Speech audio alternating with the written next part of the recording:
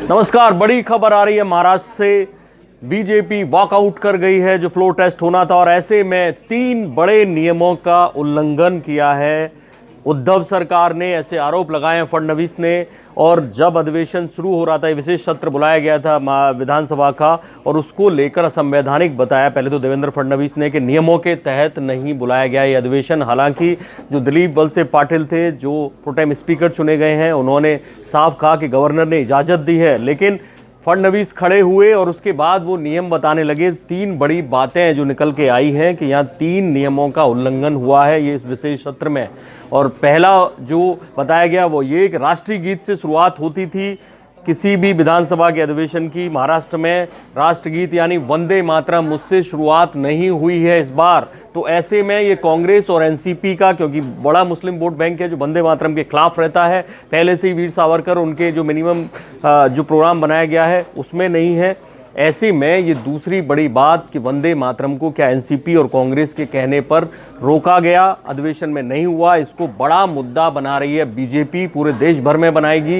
लोग ट्वीट करने लगे हैं बीजेपी के नेता कि वंदे मातरम वहाँ क्यों नहीं हुआ। दूसरी बड़ी बात जो नियमों की बताई जा रही है कि दूसरे बड़े नियम का उल्लंघन हुआ कि प्रोटेम स्पीकर जब एक बार चुन लिया जाता है, प्रोटेम स्पीकर होता क्या है कि जब तक स्पीकर नहीं चुना जाता, एक सदन के जो वरिष्ठ सदस्य होते हैं, 6-7 बार के चुने हुए, 8 बार के चुने हुए, उनमें से कोई प्रोटेम स्पीकर गवर्नर चुनता है और वो शपथ दिलाता है। नियम ये होता है, सारे विधानसभा के सदस्यों को शपथ दिलाता है और उसके बाद स्पीकर के लिए वोटिंग होती है। वो स्पीकर जाके फिर फ्लोर टेस्ट करवाता है। तो इसमें प्रोटेम स्पीकर ही बदल दिया। जो प्रोटेम स्पीकर कालिदास बीजेपी के विधायक थे, 6-7 बार के, वो चुने गए थे, उसको उद्धव सरकार जैसे ही बनने आई, उद्धव सरकार ने तय किया कि प्रोटेम स्पीकर हमारा होगा। एनसीपी से दिलीप वलसे पाटिल को बनाया गया प्रोटेम स्पीकर। आज वही बैठे थे विधानसभा में। और ऐसे में तीसरा जो बड़ा नियम, वो ये कह रहे हैं कि प्रोटेम स्पीकर कभी नहीं बदला गया, ऐसा कभी नियमों में नहीं हुआ। और आमतौर पे संविधान में जो लिखा हुआ है उसके अलावा कुछ परंपराएं भी होती हैं, चली जा रही हैं।